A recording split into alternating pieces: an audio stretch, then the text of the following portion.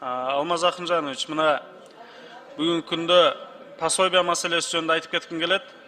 Ошо пособияны бүгүнкү күндө орсунду болуп турат. Анткени үйүңдө телевизоруң бар экен, муздаткычың бар экен, кир машинаң бар экен деп да бербей атат да. Ошол эле убакта мына атаң пенсия алат экен деп дагы ошо пособияны бербейт экен. Андан сырткары атаңдын үйүндө жашайт экенсиң деп да бербейт экен да. Ошол себептен мындай атасынын үйүндө жашап атса, бунун өзүнүн жашай турган үйү жок болсо, мамлекет ошо жерлерди трансформация кылып бөлүп бербесе, анан жашай турган жери жок болсо атасыныкында жашайт да.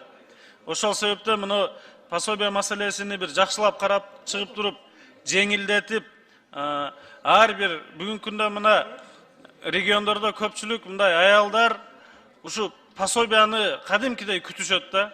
Андан башка кирешеси жок үй бүлөлөр бар. Ошол себептен ушуну бир тартипке салып берсеңиздер.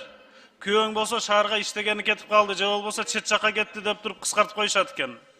Эми ушу пособияны алабыз деп телевизор көрбөй коюш керекпи, же болбосо холодильник иштетпей коюш керекпи? Ушуну бир конкреттүү, жаңы бүгүнкү замандын талабына жараша кылып туруп, документтерин жеңилдетип туруп, бир тартипке салып берсеңиздер. Чоң рахмат.